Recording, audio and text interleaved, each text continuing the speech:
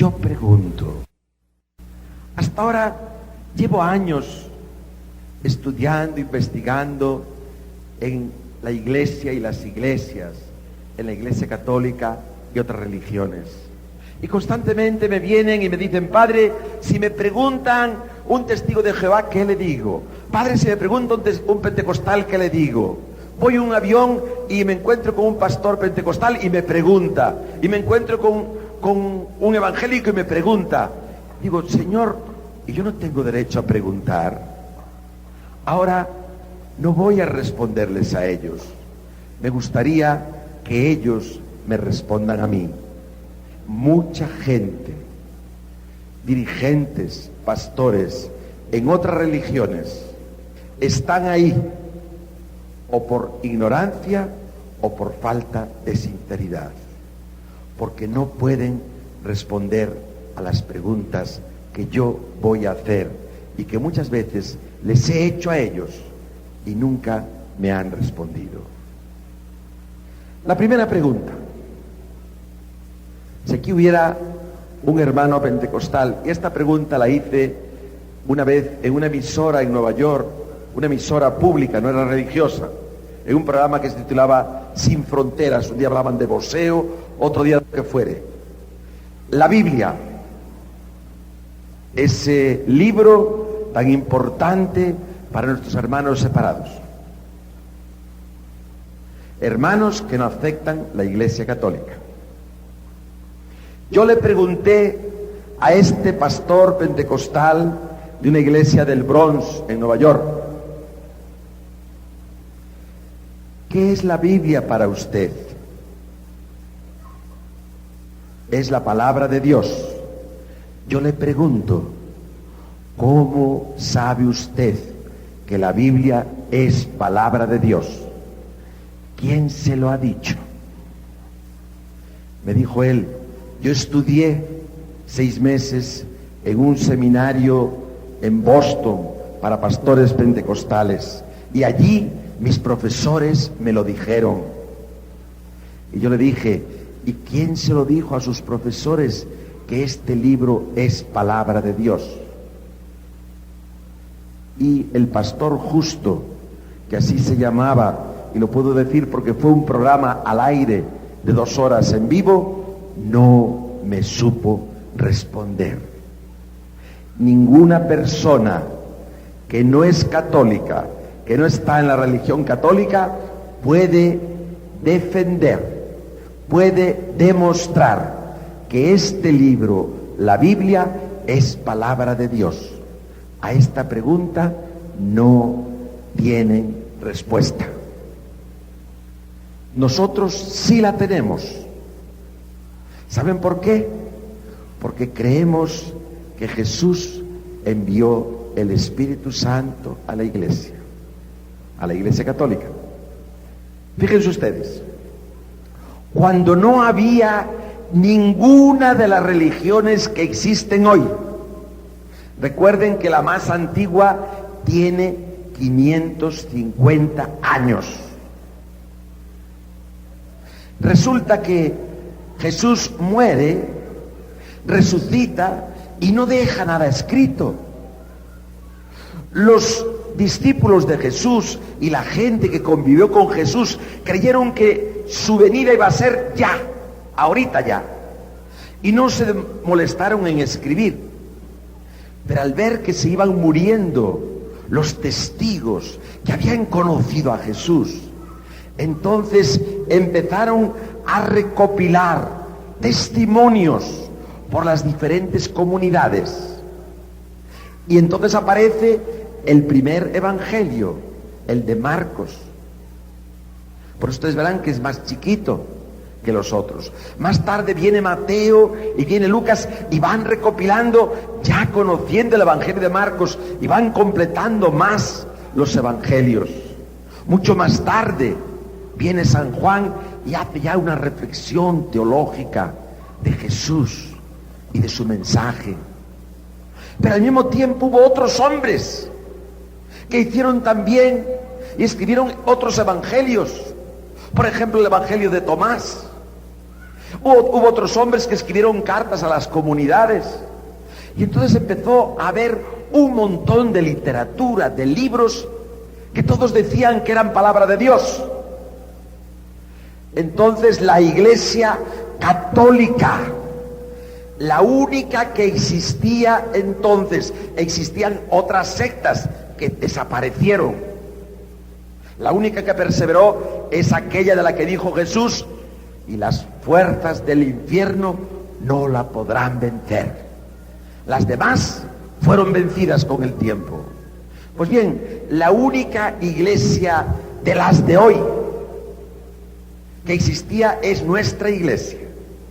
Se reunió en concilio ecuménico, los obispos sucesores de los apóstoles, presididos por el Papa, y determinaron qué libros eran inspirados por el Espíritu Santo y qué libros eran lo que se llama apócrifos. Los libros apócrifos significa no auténticos, por lo tanto no de Dios, no inspirados. Ustedes pueden comprar la edición de los libros apócrifos, se puede comprar y se puede leer. Por ejemplo, se nos cuenta en uno de estos evangelios apócrifos, por lo tanto no auténticos, que cuando el niño Jesús pequeñito, dice que tenía 6 mesitos nada más, iba expulsado, emigrante a Egipto, de repente aparece un dragón en el camino que se quiere tragar a la Virgen y a San José, y el bebito, el niño Jesús con 6 meses, luchó contra el dragón y salvó la vida de sus padres. Esto está en uno de los evangelios, que no es auténtico. En otro evangelio se nos cuenta que el niño Jesús ya en Nazaret jugaba con sus amiguitos y hacía palomitas de barro y le soplaba y ya las palomitas volaban como de verdad. Esto está en un evangelio apócrifo y cantidades de cosas. Entonces, la Iglesia católica, inspirada por el Espíritu Santo, asistida por el Espíritu Santo, reunidos los sucesores de los apóstoles, el sucesor de Pedro dijo: estos libros son auténticos, son inspirados y estos no. Y aquí está la Biblia. La Biblia fue decidida por la Iglesia católica qué libros eran inspirados y qué libros no. Cuando un pentecostal trae una Biblia debajo del brazo, trae unos libros que la Iglesia católica decidió que eran inspirados. Cuando un testigo de Jehová te lee un texto de la Biblia, es la Biblia que nació en la Iglesia católica. Ahora, hermano separado, si tú no crees en la Iglesia católica, si dices que la Iglesia católica es mentirosa, si dices que la Iglesia católica es lo peor, Babilonia, lo que quieras, no sigas lo que dijo la Iglesia católica. ¿Cómo vas a creer tú que la Iglesia católica acertó en decir que estos libros son inspirados por el Espíritu Santo? Si es una mentirosa, si es una pecadora, si es una bestia. Por lo tanto, no, busca otra Biblia en otro sitio, no en la Iglesia católica. Pero esta Biblia, la que existe en todo el mundo, sea de la religión que sea, nació en la Iglesia católica, la única que existía entonces. Este es nuestro libro, mis hermanos, este es el libro de nuestra familia, y el que lo tiene de nosotros lo ha tomado. Tienen todo el derecho, gloria a Dios, pero yo creo que este libro es inspirado, porque creo que la Iglesia católica, asistida por el Espíritu Santo, no se pudo equivocar. Y por eso cuando leo digo, palabra de Dios. Porque mi iglesia me dijo que este libro o estos libros son palabra de Dios. Pero si no creo en la iglesia, ¿cómo sé que estos libros son palabra de Dios? Hermano Justo, le preguntaba yo en la radio, dígame usted, ¿cómo le dice usted al pueblo que nos está escuchando, que eran miles y miles de personas, porque como digo, no era un programa religioso, ¿cómo le dice usted que la Biblia es palabra de Dios? La gente quiere que lo fundamente, ¿En qué lo fundamenta usted? ¿Saben en qué? Silencio. No dijo nada. Y me dio mucha pena porque el personal de la radio se echó a reír. Yo no quería humillar a nadie, pero tampoco quería ocultar la verdad. Yo le pregunté un día en Nueva York en la radio al pastor Justo, y le pregunto hoy a todos los pastores: ¿por qué dicen ustedes que la Biblia es palabra de Dios? ¿Quién se lo ha dicho? A mí me lo dijo la Iglesia Católica. ¿A ti quién te lo ha dicho? Yo pregunto, y si hay honestidad, me gustaría que den una respuesta. Amén. Pero hay otro principio. Todas las sectas y religiones protestantes se caracterizan por dos principios que puso el fundador del protestantismo, Lutero. Solo la Biblia, no la tradición, no los concilios, no el Papa. La Biblia sola es la que tiene que fundamentar la religión. Y segundo principio, solo la fe. Las obras no importan. Llegó a decir Lutero: peca mucho y cree mucho, no importa lo que hagas. Solo vale la fe. Aunque seas un pecador que andes por ahí tirado, no importa. Cree y se acabó. Porque tus obras buenas no sirven para nada, y las malas tampoco. Vamos a ver, hermano protestante, de la religión que seas, yo te pregunto, si dices tú solo la Biblia, ¿dónde dice eso la Biblia? Es una pregunta legítima, ¿verdad? Si solo la Biblia tiene la verdad, no hay más verdad que lo que dice la Biblia, ¿dónde está en la Biblia? Que en solo la Biblia está la verdad. Cuando encontramos que en la Biblia, ella, la misma Biblia, es producto de tradiciones. Ustedes saben que Abraham no escribió nada. Él no sabía escribir. Pero se fue formando una tradición, la historia del patriarca Abraham, y así se fueron de boca en boca las tradiciones. Empezaron a celebrarse los sacrificios, las fiestas religiosas, y mucho más tarde alguien escribió la Biblia, fue escribiendo estas tradiciones. Si no hubiera tradición, no tendríamos Biblia. Jesús mismo anduvo predicando, anduvo enseñando. No había nada escrito. Los evangelios se fueron escribiendo cuando se fueron viendo las tradiciones orales que estaban en las comunidades. Pero más todavía, el Dios bíblico, Yahvé, que es nuestro Dios, es un Dios que no está encerrado en un librito. Es el Dios vivo que se manifiesta en la historia.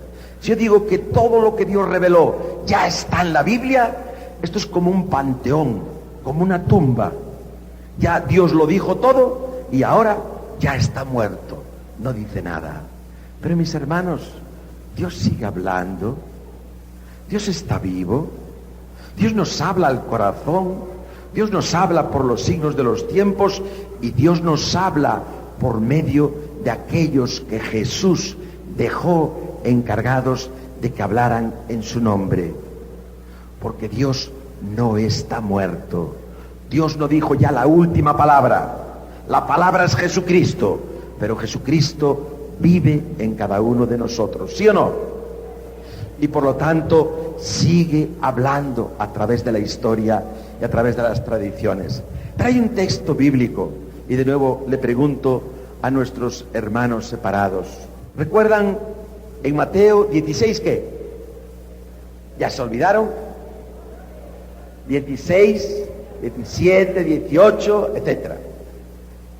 Cuando dice Jesús: tú eres Pedro, y sobre esta piedra edificaré mi iglesia, y las puertas del infierno no lo podrán meter, y yo te doy las llaves del reino de los cielos.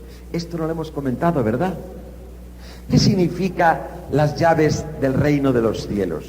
Es una frase bíblica que no la inventó Jesús, sino que está Jesús refiriéndose a una tradición bíblica, y la tenemos precisamente en Isaías 22, 20, 22, que es una referencia que hace Jesús al decir: yo te doy las llaves del reino de los cielos. Está refiriendo a un concepto que está ya en la Biblia, en el Antiguo Testamento. ¿Habían escuchado esto alguna vez? Lo van a escuchar ahora, y ojalá mis hermanos separados lo escuchen también. Isaías 22, 20, 22. Vamos a ver. Dice así: llamaré a Eliaquín, hijo de Hilcías, le pasaré tu traje, le colocaré tu banda y le traspasaré tus poderes, y será un padre para los habitantes de Jerusalén y para la familia de Judá. Pondré en sus manos la llave de la casa de David. Cuando él abra, nadie podrá cerrar, y cuando él cierre, nadie podrá abrir. Yo te daré las llaves del reino de los cielos. Lo que atares en la tierra quedará atado en el cielo. Fíjese, lo que él abra, nadie lo podrá cerrar. Lo que él cierre, nadie lo podrá abrir. ¿Qué es lo que sucede? Que Dios, Yahvé, está eligiendo a otro líder para la comunidad de su pueblo, y a ese dice: le voy a dar las llaves de la casa de David. Este es el concepto que utilizó Jesús cuando elige a Pedro. A ti te daré las llaves, y lo que atares en la tierra quedará atado en el cielo, y que lo que desatares en la tierra quedará desatado en el cielo. Esto es palabra de Dios. Estas palabras no las inventó el Papa para tener poder de atar y desatar.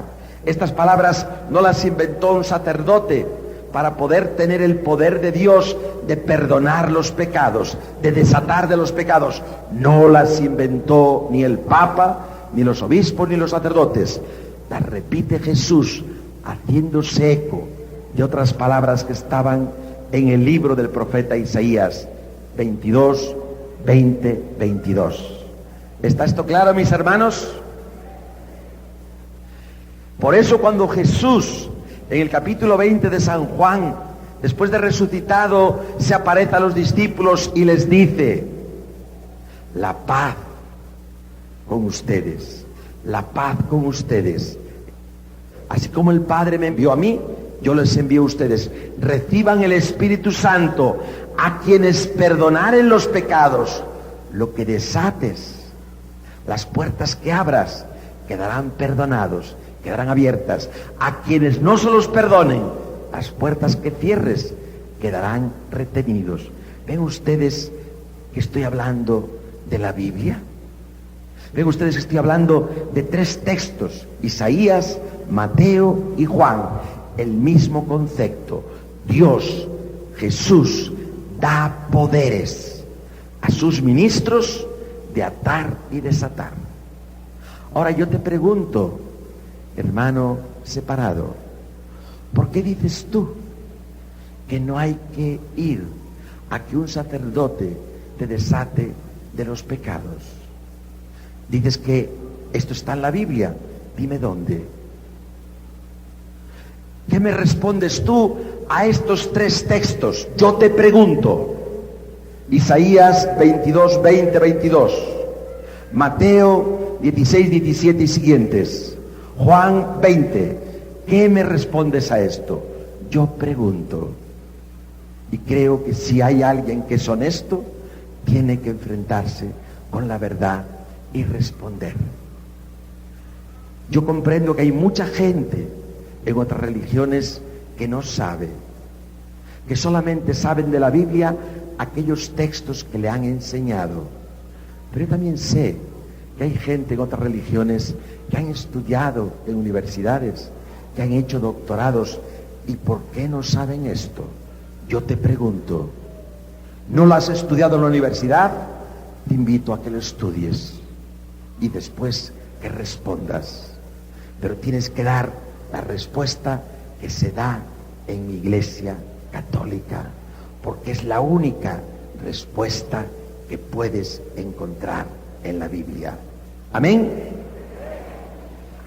Si esto no se hace, mis hermanos, digo lo que dije al principio, quizás es ignorancia, quizás es falta de sinceridad. Yo no lo sé, y yo no soy quien para juzgar, pero Jesús lo sabe y Él lo puede juzgar. Otra pregunta que me gustaría hacerle, son muchas, a los hermanos separados. ¿Cómo dicen ellos que solo la fe salva, que las obras no sirven para nada? Si vamos a la Biblia, esto está completamente erróneo. Dice Jesús, por sus obras los conocerán. ¿En qué quedamos? Dice Santiago, la fe se demuestra por las obras. Dice San Pablo, de poco valdría que tuviera mucha fe, que hiciera muchos milagros, que hablara muchas lenguas. Si no tengo caridad, que son obras, soy como una campana que tañe pero no sirve para nada. ¿Hay algún fundamento en la Biblia que diga que las obras no sirven? Dice Jesús, no el que dice Señor, Señor, con mucha fe, entrará en el reino de los cielos, sino el que escucha mi palabra y la cumple, la pone en las obras. Hermano protestante, ¿cómo eres capaz de decir que las obras no sirven? Que solo sirve la fe. Más todavía, Jesús mismo quiso demostrar que son las obras. Él podía habernos salvado solo por la fe, pero quiso salvarnos por la obra redentora en la cruz. ¿Cómo me dices tú que las obras no sirven? Que solo sirve la fe. ¿Y cómo me dices tú entonces por qué Jesús dice que cuando llegue el juicio final le dice, vengan, que tuve hambre y tus obras me dieron de comer? Tuve sed y en tus obras me diste de beber. Estaba desnudo y por tus obras hiciste esto. Ahí Jesús está hablando de que vamos a ser juzgados por lo que hemos hecho. No por lo que hemos rezado, por lo que hemos creído. Ay, yo creo en el Señor es el Todopoderoso, es el Dios del universo, santo, santo. ¿Y cómo vives en la práctica? Por tus obras te va a juzgar el Señor. Y no lo digo yo, lo dice Jesús. Está bien claro, tuve hambre, tuve sed, estaba desnudo, estaba en la cárcel. Estos son, que son fe, son obras. Por lo tanto, mis hermanos, mis hermanas, si que hubiera algún hermano separado y le preguntáramos, ¿cómo fundamentas tú que las obras no sirven, que solo sirve la fe? Tú estás contradiciéndole la Biblia. Por una parte dices que solo la Biblia, y por otra parte contradices la Biblia. ¿En qué quedamos? Yo pregunto, hermano separado, ¿es que no has leído toda la Biblia o es que quieres manipular la Biblia? Si no la has leído toda, léela. Y si la quieres manipular, no la utilices, porque la palabra de Dios no es para manipular, es para proclamar.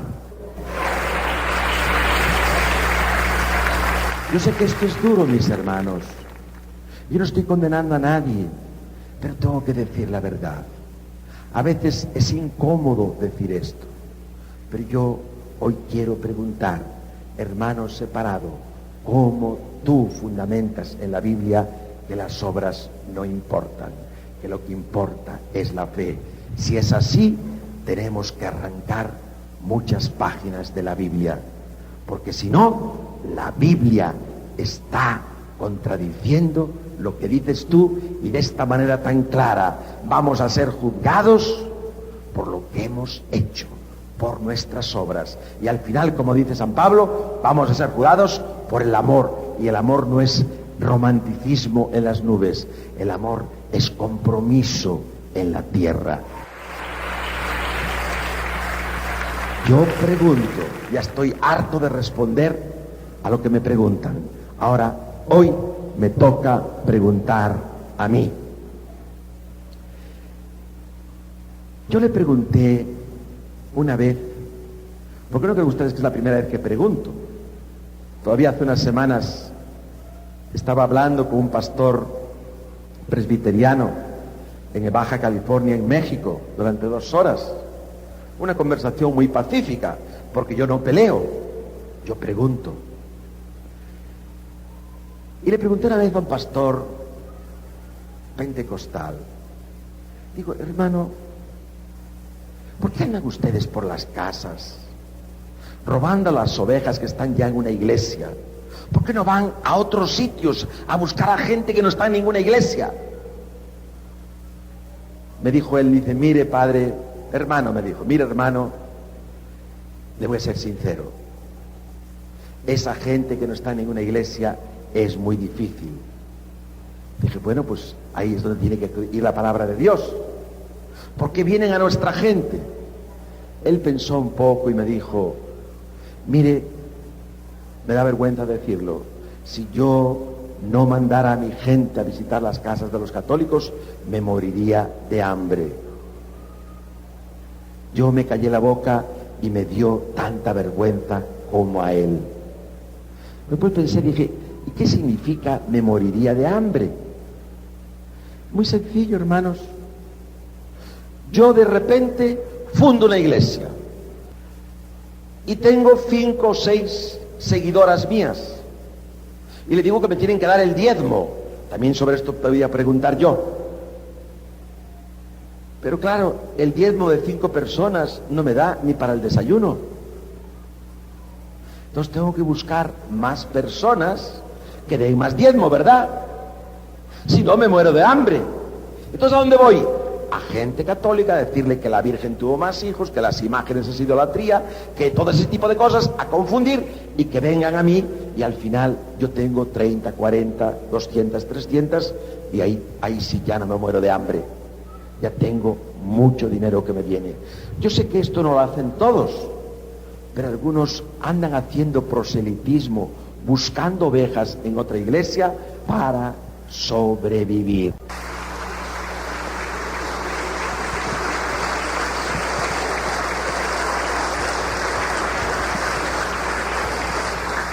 Y pregunto más, hermanos, ¿en dónde fundamentan ustedes que se pueden escribir folletos calumniosos contra los católicos? Que al Papa se le puede insultar,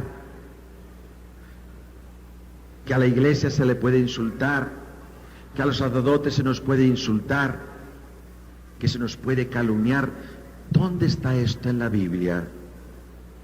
¿En dónde dice la Biblia que hay que insultar a la gente, que hay que levantarle calumnias y falsos testimonios? ¿Dónde dice esto la Biblia? Yo pregunto, lo que sí dice la Biblia, por sus actos los conocerán. Si calumnias, eres un calumniador. Y si tu iglesia calumnia, esa iglesia no tiene mucho que ver con Jesús, que no es el Dios de la mentira, es el Dios de la verdad. Yo pregunto, mis hermanos, y creo que tenemos derecho a preguntar. ¿Más preguntas quieren o ya les llegan con estas? ¿Más? Bueno.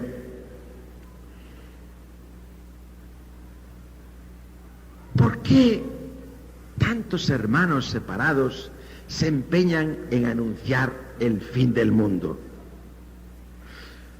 A mí me pasó, uno cuando viaja, pues le pasan muchas cosas raras. A mí me pasan muchas cosas raras en los aviones. Era en el año 1999 y era ya a mediados de noviembre. Me tocó al lado un hombre. Yo iba con la Biblia preparando un retiro, una conferencia que tenía que dar. Y este hombre resultó ser un pastor pentecostal también del Bronx, en Nueva York. Él creyó que yo era pentecostal también porque me vio con la Biblia. Y yo no tenía muchas ganas de hablar con él porque yo quería trabajar. son 5 horas y media de viaje y uno puede profundizar mucho. Y ya le dije, mire, sí, está bien, tal y cual. Y usted, dije, pregunté, ¿usted qué es pastor? Sí, soy pastor en el sur del Bronx. Y me dijo, ¿y usted? Soy sacerdote católico. Quedó tieso. Y entonces me dejó de hablar. Dije, bueno, pues voy a hablarle yo. Y dije yo, sí, no se asuste, soy sacerdote católico. Y dice, ¿y usted es católico y estaba leyendo la Biblia? Yo, claro. Pero si los católicos no creen en la Biblia. Yo, pues mire, yo soy católico y creo en la Biblia. Y me dice él, ¿y cree usted en el fin del mundo? Dije, no. Y se echó a reír y dice, ¿ve usted? Ya decía yo, usted católico no cree en la Biblia, porque el que cree en la Biblia cree en el fin del mundo. Y yo no tenía ganas de discutir, no tenía ganas de preguntar ni de responder. Pero en este caso pregunté, yo pregunto, hermano, ¿y cuándo va a ser el fin del mundo?, le pregunté yo. Y él me respondió, el 31 de diciembre, no de este año, cuidado, no tenga miedo, del año 1939. Y dije yo, qué interesante. Dijo él, claro, usted no cree esto. Dije yo, ¿y usted lo cree? Seguro. El 31 de diciembre caerán el sol, las estrellas y será el fin del mundo. Y solo en mi religión se salvarán. Dije, ¡ay, qué barbaridad! Y yo pregunté otra vez. Yo pregunto, es el título de la conferencia, ¿recuerdan?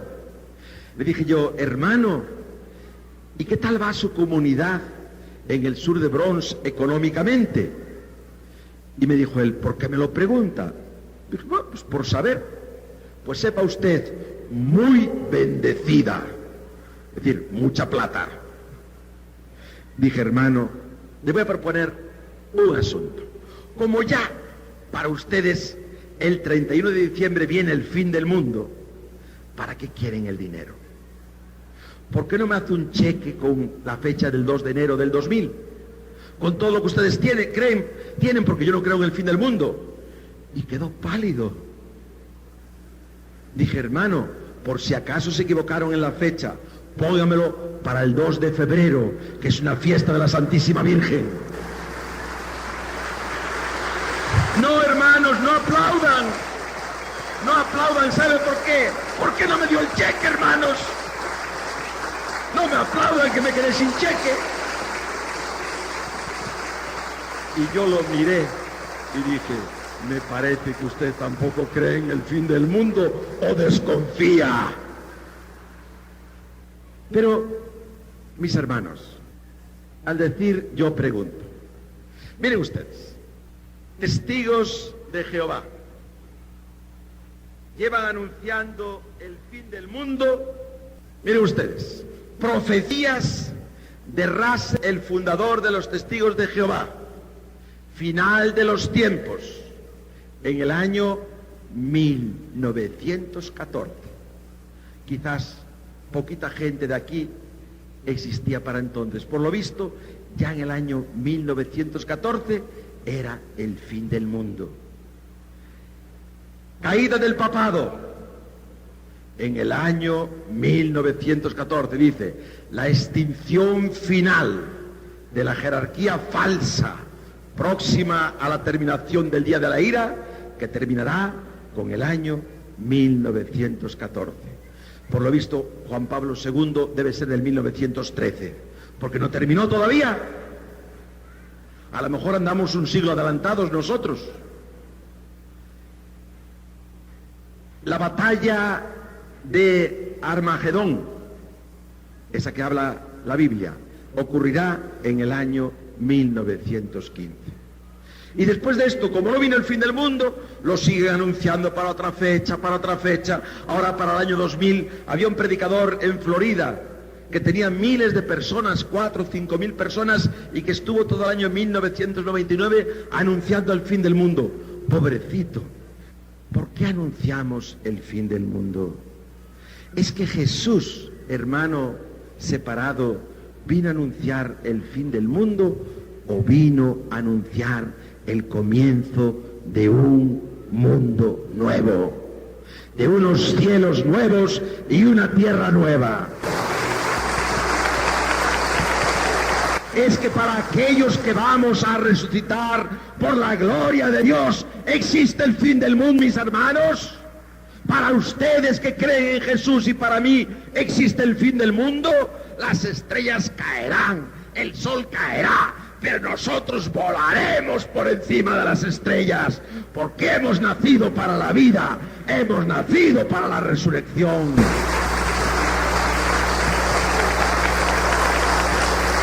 ¿Por qué, en vez de anunciar la buena nueva o la nueva del miedo?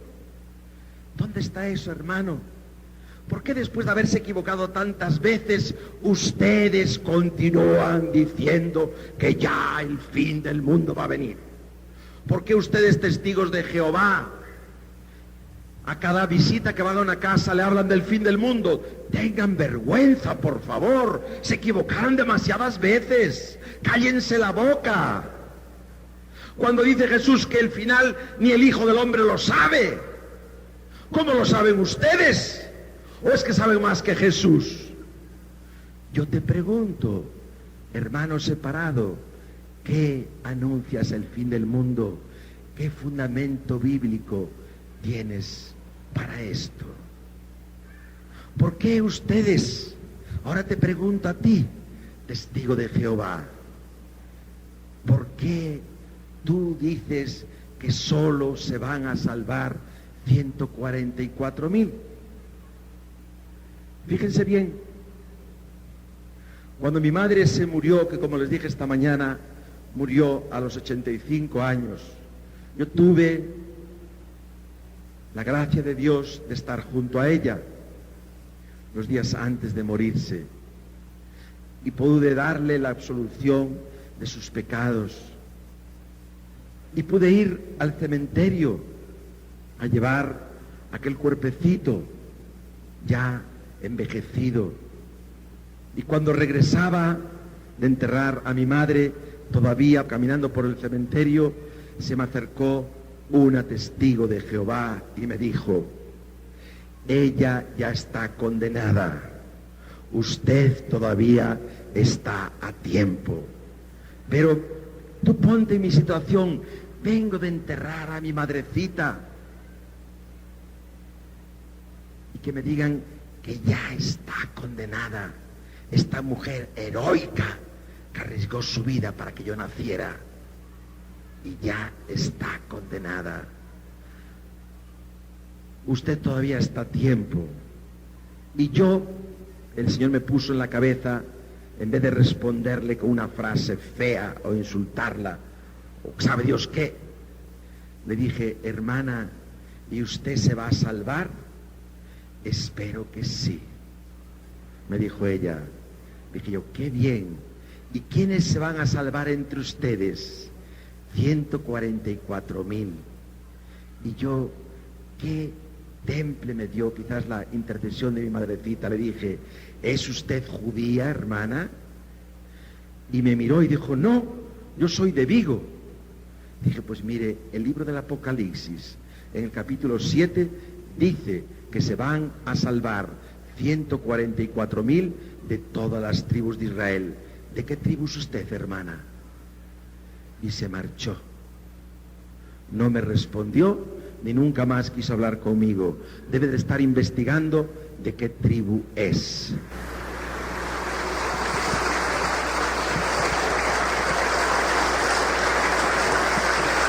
Pero yo te pregunto, hermano testigo de Jehová, ¿por qué no sigues leyendo el capítulo 7 del libro del Apocalipsis?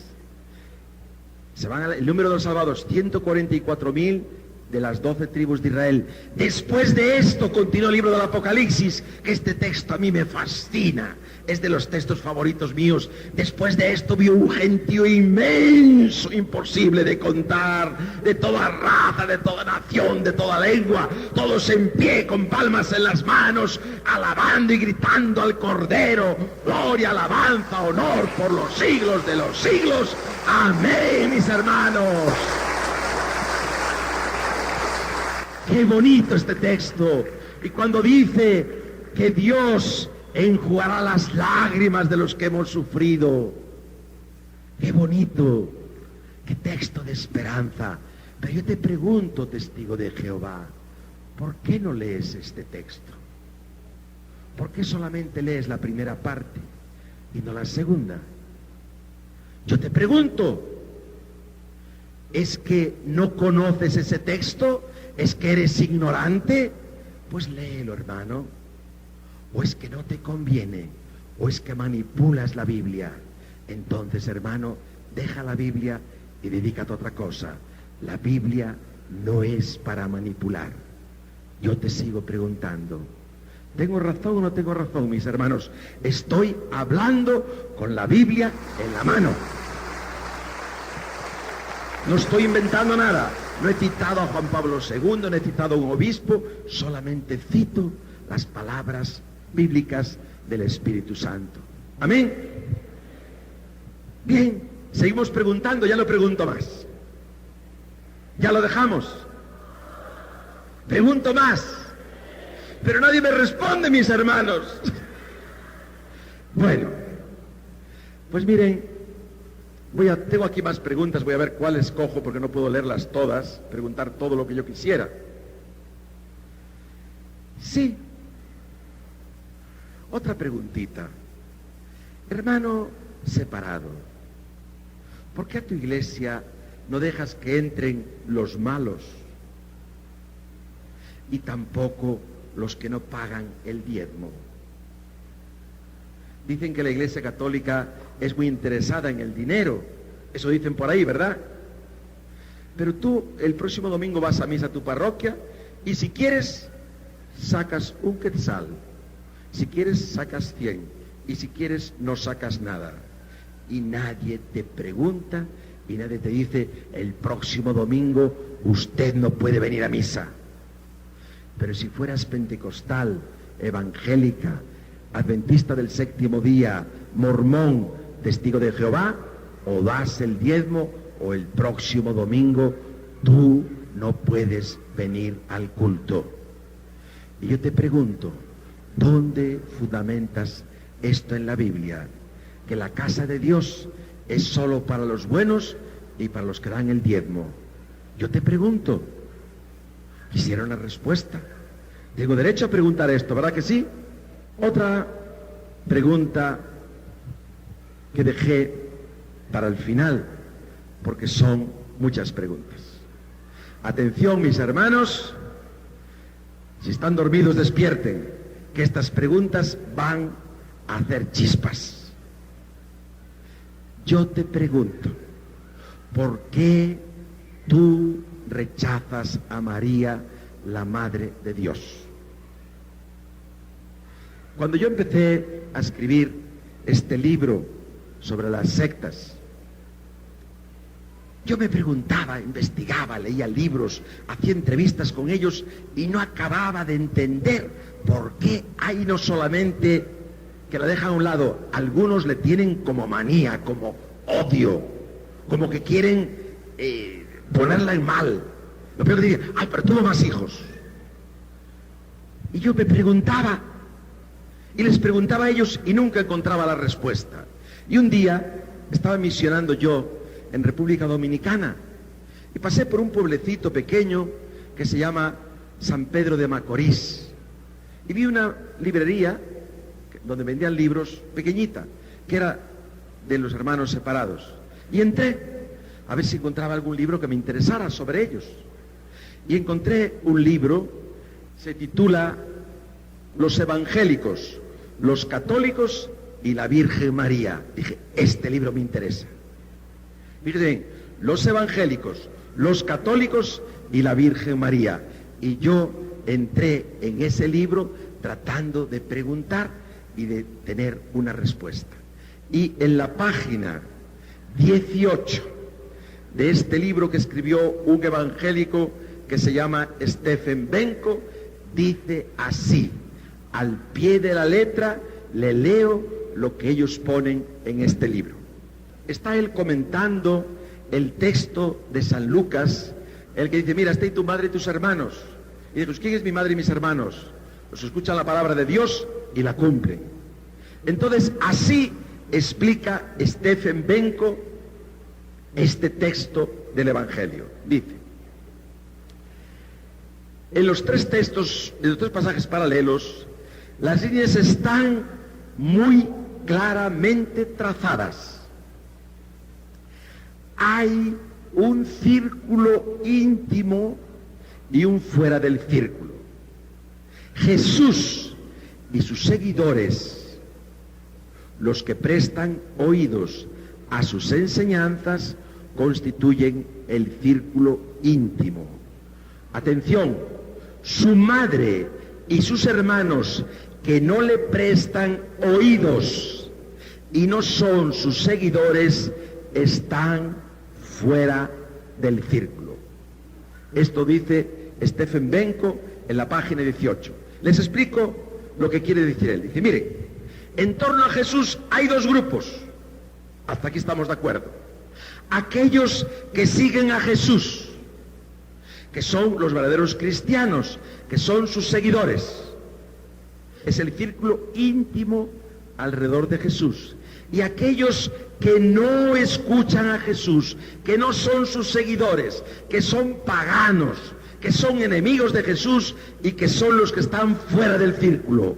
Su madre y sus hermanos están fuera del círculo. Por lo tanto, la Santísima Virgen María es pagana. La Santísima Virgen María es mala porque no escucha a Jesús ni es seguidora de sus enseñanzas. Esto lo dice Stephen Benko. Y yo te pregunto, Stephen Benko, tú has dicho que María, la madre de Jesús, no es su seguidora, no es cristiana, por lo tanto. Está fuera del círculo, es una pagana, es una materialista, lo que quieras. Ahora yo te pregunto, ¿cómo es posible que en el capítulo 1 del mismo Evangelio de San Lucas, el ángel le diga, Dios te salve María, estás llena de gracia, llena del amor de Dios? ¿Cómo un ser humano lleno del amor de Dios va a ser enemiga de Jesús? Yo te pregunto. Más adelante dice el ángel, tú eres la favorecida del Señor. ¿Cómo va a ser la favorecida del Señor la mujer que rechaza al Señor? Más adelante, en el mismo Evangelio de San Lucas, se nos dice que entró María a casa de Isabel, María llena del Espíritu Santo.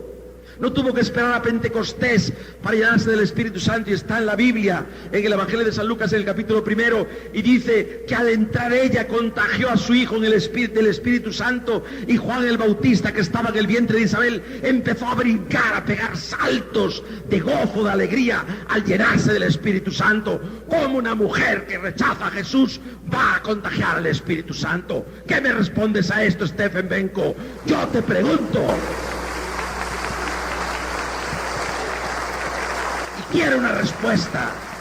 Si eres doctor, tienes que haber leído el Evangelio de San Lucas. Y una de dos, o ignoras este texto o lo estás manipulando. Y como más adelante, en este mismo Evangelio de San Lucas, Santa Isabel, llena del Espíritu Santo, porque está en la Biblia, le dice, bendita tú entre las mujeres.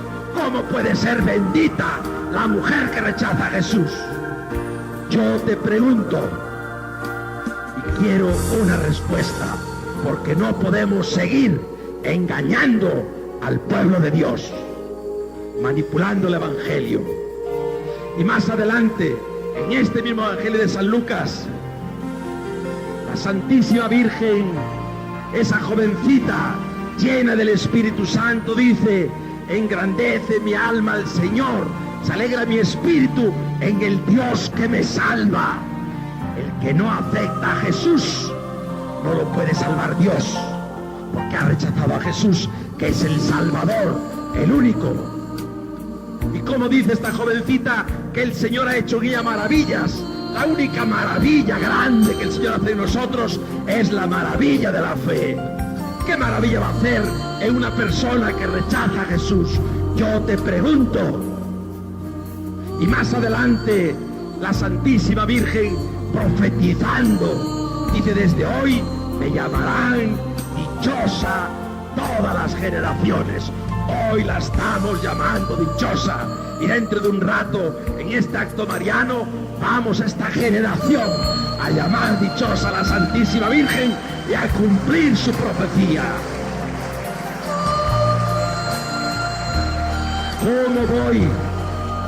¿Cómo voy a llamar dichosa a la mujer que está fuera del círculo, que rechazó a Jesús? Escuchen de nuevo el texto de este evangelio y vean. Jesús y sus seguidores, los que prestan oídos a sus enseñanzas, constituyen el círculo íntimo. Su madre y sus hermanos, que no le prestan oídos y no son sus seguidores, están fuera del círculo. Mentira. Yo te pregunto, lee la Biblia y explícame esos textos que te he citado. Podía citar más. San Juan en las bodas de Caná. San Juan cuando dice: fue junto a la cruz, estaba la seguidora número 1, María, su madre, ahí al pie de la cruz. Yo te pregunto, ¿los que siguen a Jesús al lado de la cruz no son sus seguidores? ¿Están fuera del círculo? Yo te pregunto. Yo no sé si algún hermano separado me va a escuchar esto que estoy preguntando, pero yo te invito a la sinceridad. Yo te invito a que tomes toda la Biblia en serio, a que tomes todos los textos y a que pongas a María en el puesto en la que lo puso y la pone el Espíritu Santo. Esa mujer que hace 2000 años estuvo orando alrededor de los apóstoles hasta la venida del Espíritu Santo, que les llenó de fuego y les lanzó a anunciar el Evangelio. Fíjense qué coincidencia. María, llena del contagio del Espíritu Santo, al precursor de Jesús. Y en los Hechos de los Apóstoles, capítulo 1, María está cuando viene el Espíritu Santo a los sucesores, a los seguidores, a los continuadores de Jesús. Ahí está María. María en las bodas de Caná.